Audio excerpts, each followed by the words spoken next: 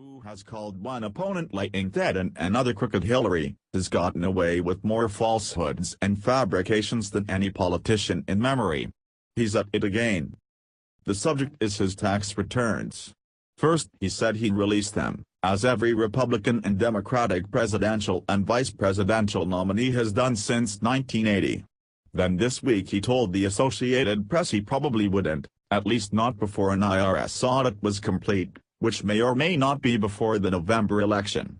Then on Wednesday night, he told Fox News that he'd release them after all, but didn't say when. An IRS audit wouldn't prevent him from releasing his returns. Certainly he could release earlier years. Until he does, people have a right to conclude that the real reason for his reticence is that he doesn't want voters to know what the documents might reveal. That he's not as rich as he says he is. That he's used legal loopholes to shrink his tax bill. That he's stingy when it comes to charity. Trump seems to figure that he can get away with saying whatever he wants, truth be damned. He said he saw thousands of Muslims cheering in New Jersey after the 9/11 terrorist attacks, a scene no one else saw.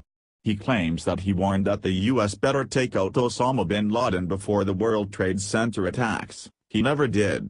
He charges that President Barack Obama is thinking about signing an executive order where he wants to take your guns away, a fabrication. Then there was his first big national splash, the absurd allegation that Obama, the country's first African-American president, wasn't born in the U.S. He also knows that Hillary Clinton, his presumptive opponent this fall, cannot effectively make the transparency case against him as long as she refuses to release the text of speeches she has delivered to Wall Street bankers and for which she was lavishly compensated. Others shouldn't be inhibited. Mitt Romney, the 2012 Republican nominee, got the ball rolling the other day when he charged it was disqualifying for a modern-day presidential nominee to refuse to release tax returns, especially one who has not been subject to public scrutiny in either military or public service. Romney, who released his own returns only under pressure 4 years ago, speculated that there's a bombshell in Trump's tax submissions. For his part, Trump claims there's nothing to be learned from his tax returns. Bloomberg View editor Timothy O'Brien, who reviewed Trump's tax returns about a decade ago in the course of a legal dispute, begs to differ. The evidence is on his side.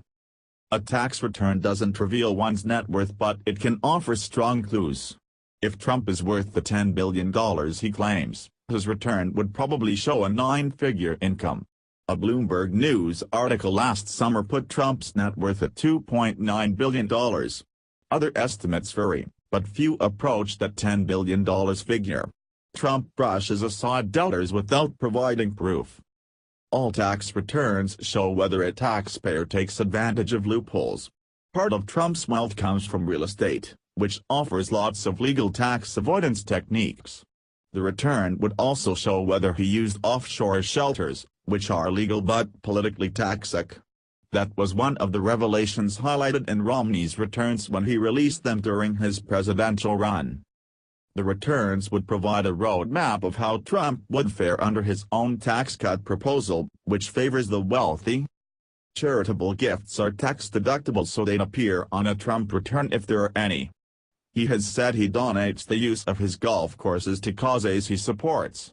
If so, and if he deducted the value of those golfing rounds, it would show up on his return. But Trump is not known as big philanthropist.